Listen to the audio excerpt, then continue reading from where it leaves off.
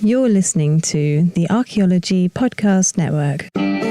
You're listening to the Great Plains Archaeology Podcast. Join me as we uncover the rich histories of North America's Great Plains, exploring the latest archaeological discoveries and past cultures that shape this storied region. Welcome to the podcast.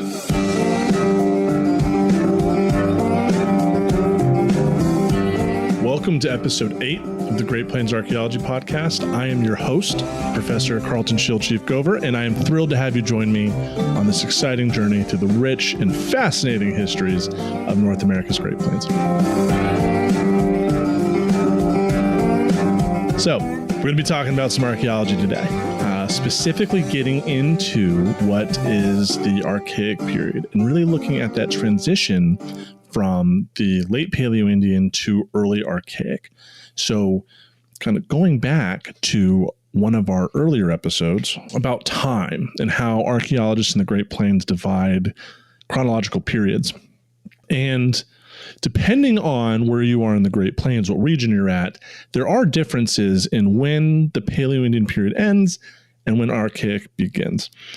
And so if you go to chapter 5 of Dr. Bamforth's book, The Archaeology of the North American Great Plains, he talks about this to some extent, both at the end of chapter 4, how the Paleo-Indian period ends, as well as the beginning of chapter 5, when he's starting to dive into the Archaic period. Now, if you wanted to take a gander at what I am talking about, and like late Paleo-Indian, we're really looking at Paleo-Indian period being really defined, one, by the Ice Age, but the Ice Age is ended by late Paleo-Indian. But looking at the stone tool typologies, Paleo-Indian folks are known for well-made lancelet points that are, large and ovular. The Archaic period is really known for points that are decreasing in size, and they are losing their lancelet shape in favor of more like side notch points and corner notch points. Part of this is also the environment is radically changing. And the time period that we're talking about, if you go to Doug's book, Doug talks about Archaic being this period from about 6900 BC to 600 BC. Now, you can look at a broader chronology, like the one that I used for my class. By and large, Archaic starts, late Paleo-Indian ends around 7200 BC and goes until about 500 BC. But it depends on where you are on the plains, whether you're in Canada, whether you're in Texas, whether you're in the Rocky Mountain Front Range or in the Missouri River Basin, to see when these changes take effect. So what Doug talks about in chapter 5 of his book, looking at the Archaic period, this is a time period, 6900 BC, that these changes have taken place across the plains. And we're seeing this time period where the Archaic, the Great Plains are actually expanding during this time. So the prairie maximum happens within the Great Plains, like grasslands are growing. And it is a great time to be a bison. And we are still talking about not modern bison, but extinct species before that. And bison become the dominant animal hunted in the archaeological record on the Great Plains based on archaeological evidence, right? Maybe there is a whole industry of bunny rabbit butchering and herding and killing, but those bunny rabbit bones are so small, they don't last in the record, we just will never find them. But we do see a lot of bison. Not only do we see bison being the predominant animal in assemblages most times, but we're also beginning to see in the Archaic period intensification of land use. So our Paleo-Indian period, Ice Age archaeology, Ice Age individuals, peopling of the Americas, folks are spread out the landscape.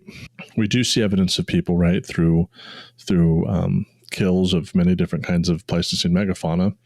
We're seeing people interact with the landscape, change the landscape to increase success rates of hunting bison. And so how do we see this, Carlton? Well, this is what we call features in archaeology. A feature is an immovable artifact. Artifacts are movable objects within the archaeological record. Features in the archaeological record are non-movable. So think like a whole house. That's a feature, right? A hearth, the fireplace, that is a feature. And so what we see if we look at sites in Texas, like Lubbock Lake, or what's another good one? Or Gore Pit. Well, let's talk about Gore Pit first. At Gore Pit, Oklahoma, the Gore Pit site in Oklahoma, we're starting to see roasting features. We're seeing modification to the landscape to, trying to think of the words here, to basically process bison at an expedited rate within the landscape, which shows like habitual use. So like roasting stones. So creating these pits in which what we believe, because we can look at the ethnic record, lining these pits with skins, with skin side out, filling them with water, and then taking heated rocks, heated stones, putting them in these boiling pits, and it's just flash frying the water, getting it really incredibly hot, and then putting bison bones in particular in these roasting features or these roasting pits.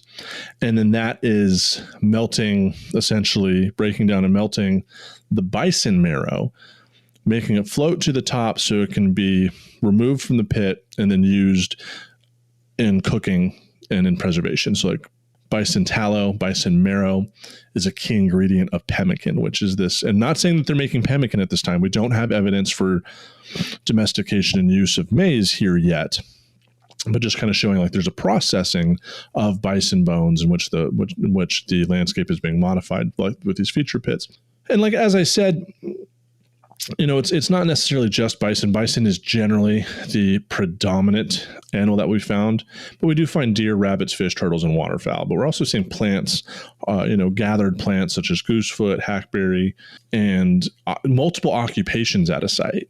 And we can start seeing more seasonality between the sites. So like at the coffee site, we can see multiple occupations where people are occupying this site, pretty often from summer to winter. Like it is a later half of the year kind of camp. So we're seeing habitual use and reuse of certain spaces, and we're seeing people investing time into the environment.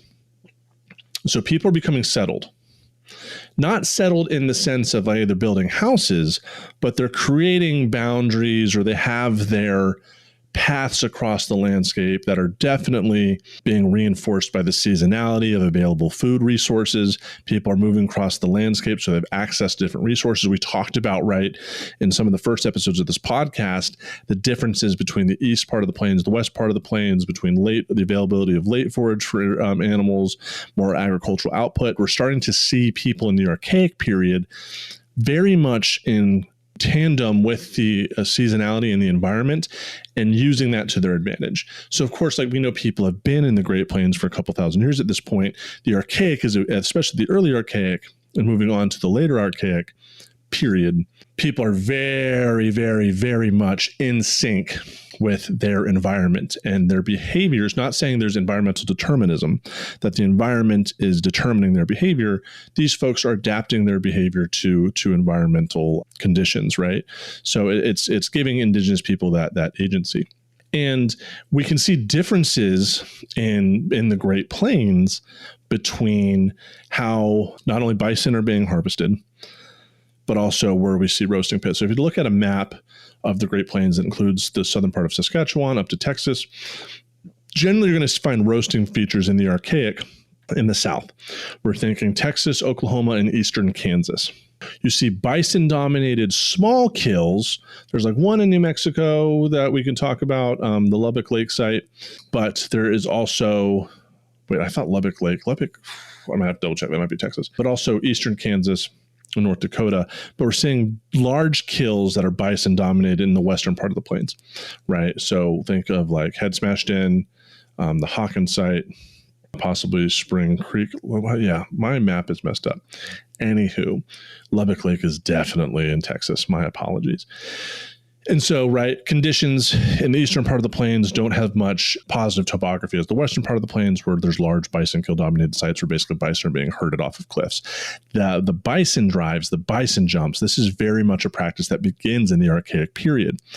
And it's not just running bison off a cliff. We also see, like in Rocky Mountain National Park, we can see right off the highway in some places, drive lanes being created and hunting blinds. And these sites, these drive lanes, we're not talking about like a couple hundred yards, like length of a football field. We're talking about substantial lengths of time. The amount of time and energy and resources taken to create these drive lanes, to make these hunting blinds in order to drive bison into corrals and kill areas takes a long time. And we see multiple uses of these drive lanes. People are coming back fixing up these drive lanes, fixing up these blinds, and forcing bison down these drive lanes to be harvested. And these drive lines, we can see evidence of them because there's all these culturally moved rocks, stones that are being used to create bases for blinds and probably, short walls. Bison can't see very well, so you can manipulate the environment to keep them corralled in. And you look at these drive lanes in the Rocky Mountains, and they're basically funneling bison from across these Rocky Mountain plateaus into areas where bison are being herded off cliffs or brought into natural corrals to be hunted. This takes an incredible amount of time and investment, and it's not something that you do on a whim and you just hope and pray, oh, well, we're going to spend all this time and energy developing these drive lanes, creating these, and just hope bison come in. People are aware, they're in sync. They know when bison in the Western Plains conglomerate in those rut herds, right, that we talked about. They're counting on it. They know the bison are there. The area has been scouted out. They know bison are coming and that they go there often. So they're modifying the landscape in order to force folks through. That's the big theme of the early Archaic and the Archaic in general. Bison dominated kills for the most part. The points are changing and intensification of the landscape. And I believe there's another thing that I wanted to chat with you guys. We might chat about it in the second segment of this. And we're starting to see that we talked about in the Paleo-Indian, right? There's Clovis points and there's Folsom points. And then we start seeing more of a divergence of projectile point industries. Those don't equate to culture. This increase in diversification of projectile points that are generally found within particular geographic regions that do overlap continues into the Archaic. We're seeing a much more diversification of stone tool technologies. Once again, points don't equal people. So let's not think of these stone tool typologies as equating to a particular people, right? We don't refer to people by the kind of phone they own in their pocket, right? That is a technology. You have Android users generally, and you have iPhone users. You can have people belonging to different cultures and backgrounds owning those devices, right? And this is a very loose example, but one that might be able to resonate with you. So I want you to think about that during this commercial break. We'll be right back with segment 2 to not only talk about how to move further than just this is what people hunted and how they hunted. We're going to talk about some good stuff here in a second. So we'll be right back with episode 8 of the Great Plains Archaeology Podcast. And welcome back to episode 8. So I was about to talk about some cool stuff that happened, but that actually doesn't happen until the middle Archaic, and we'll leave that for the next episode. Some really cool stuff happens. But having to switch gears for a second, even though we're seeing intensification of bison hunting, it's not, and as I mentioned, there's one site that showed other animals being produced. Things have changed. It's mostly the climate, right? So we're looking at the altithermal climate. It's hot and dry. Remember, the Paleo-Indian period was cold. The grasslands are getting drier. So we do kind of see, at least in the archaeological record, human populations being thinned out in the southwest, right? As things are getting hotter, it's becoming drier. We're seeing roasting pits probably in the southern parts of the plains because of as a impact of this, which also impacts the bison, right? So bison also need grasses to sustain themselves on. But overall, the lithics are changing, the climate's changing. But especially in the western part of the plains, there's very little difference in the activities between Paleo-Indians and Archaic folks. And this is really a theme in the Great Plains in general. Most of the change that we see in terms of human behavior happens in the eastern part of the plains, whereas the western part of the plains is predominantly the place where you go hunt bison. And so those changes, so when there's not much change to that through thousands of years, right? People are habitually using the same areas for bison harvesting, using very similar methods, using these continuous changes like the drive lanes, the kill sites, right? They use these over thousands of years because the western part of the plains is where you go to hunt bison, where you go to harvest game. The eastern plains, which has much more dense vegetation, has a higher agricultural yield. That becomes important in the woodland period later. And as next episode, as we get more into the middle Archaic, when we start seeing changes that go beyond hunting and gathering. And so when it comes to early archaic, I'm like, I think I blew through like a lot of what I wanted to chat about. And a lot of this, for me personally, the archaic period, and this is what I tell my class, this is a part of Great Plains history that I am not super familiar with. It is out of my training and out of my education, both personal and taken. The archaic period is just not something that I'm super great at. So I very much rely on others, which is why I've mentioned Doug's book a couple of times because of this. And hitting on those same points, we can looking at seasonality of sites. Like if we go to Spring Creek in southwest Nebraska, here we can see 22 animals, MNI, minimum number of individuals of 22 animals. We can see that this kill took place in late summer, early fall, based on the age and seasonality of the animals themselves. So especially if there are more juvenile animals present at a kill site, based on how old they are and what period of growth they are in, we can determine seasonality that way. Through zooarchaeological analysis of these materials, we can say, oh, look, this part of a bone, the sutures are fused, and this only happens when this, animal is 8 months old, and we know these animals calf in the springtime. Therefore, we can use these lines of evidence to estimate when these animals were harvested, right?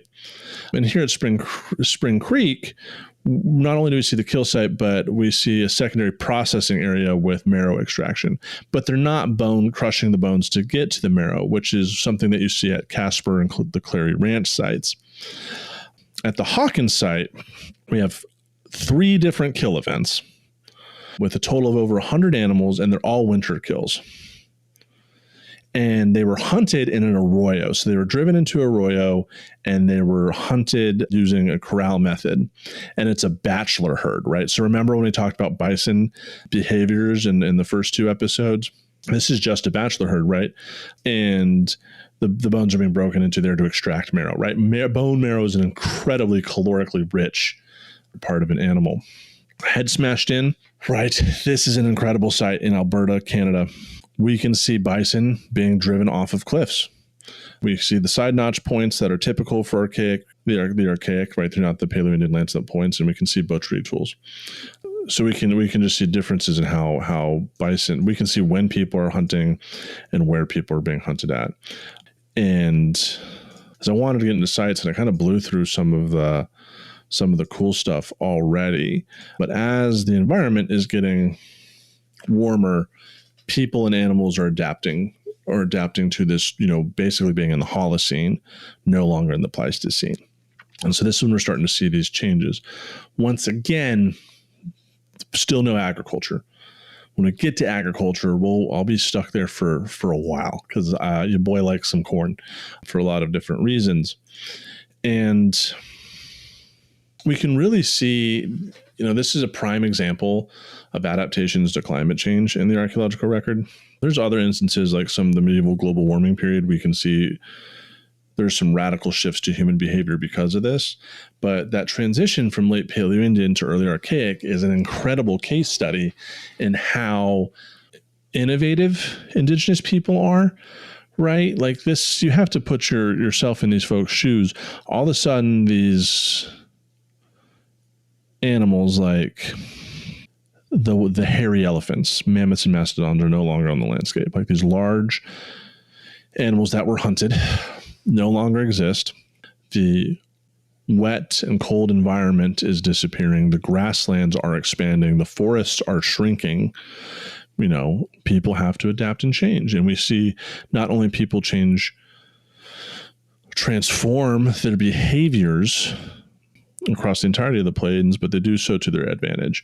And really these drive lanes in the Rocky Mountains, at the Rocky Mountain Front Range, the use of arroyos as corrals to hunt bison in the eastern part of the plains, right, are really showing these very innovative methods for increasing the amount of calories, basically increasing the amount of meat that you're able to harvest. and changes in the point types, right? Why are points going from these large lancelet points that, the first couple of Clovis, Folsom in particular is fluted, to the points are getting smaller. They're no longer as intensively produced, and they're side notched. Part of that is games getting smaller. Maybe you just don't need these massive points in order to get kill shots on these large animals that no longer exist, right? The animals are adapting themselves to warmer environments through the process of natural selection and evolution. And you don't need to make as sophisticated points. And therefore, like the amount of usable tools and the number of tools you're able to get out of a resource similar, I feel like the same cobble, smaller points, smaller tools equals more of them from the same raw material that you'd use to make a smaller number of lancelet points. I hope I don't sound absolutely crazy. But it's really this investment that I keep hitting on and repeating myself over of place. And this is setting the stage for moving beyond time and energy for the procurement of food, but then for more human culture that satiates different needs that go beyond caloric return rates. And that's what we're going to talk about next episode, or some of these sites we're seeing the landscape being modified for use that can leave up to a lot more interpretations. And why does it exist? Because if we think of animals or humans as animals that exist to maintain calories until they're able to reproduce and be successfully reproducing organisms to have viable offspring, what does that look like? And that's where we start seeing in the Middle Archaic are these different structures being created, different investment of space use that speaks more to identity, that speaks more to ritual, to an afterlife.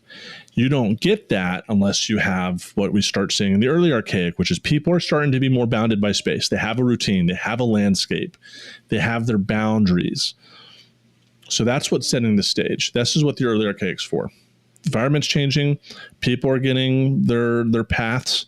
They have their rounds, which then leads to some of these next bigger steps, right? So that's why the Early Archaic is important. We're seeing changes in typologies. We're seeing changes in climate and people reacting to it differently and harvesting bison differently based on where they are in the plains, which is also, what's available in these environments. So this is a shorter episode than normal. I apologize. We need to get this episode out a little bit quicker, just because I hope, this episode comes out on Thanksgiving. Happy holiday to everyone that celebrates this in some way, shape, or form, whether it's the holiday Thanksgiving themselves or if your family does something very different. I hope you guys are enjoying the break regardless. I really hope you're able to tune into Sunday's live stream and got to see me with a live show with the Life in Ruins boys. In Life in Ruins lads. So I really appreciate those that have supporting this show and also supported a Life in Ruins. So we're going to end this episode a little bit earlier today.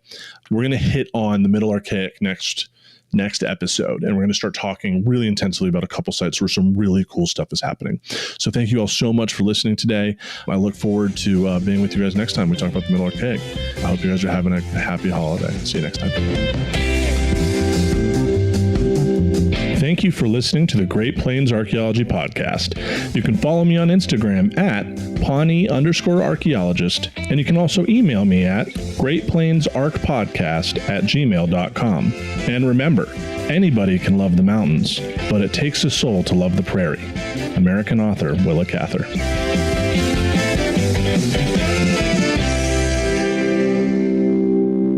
This episode was produced by Chris Webster from his RV traveling the United States, Tristan Boyle in Scotland, DigTech LLC, Culturo Media, and the Archaeology Podcast Network, and was edited by Rachel Roden. This has been a presentation of the Archaeology Podcast Network. Visit us on the web for show notes and other podcasts at www.archpodnet.com. Contact us at chris@archaeologypodcastnetwork.com.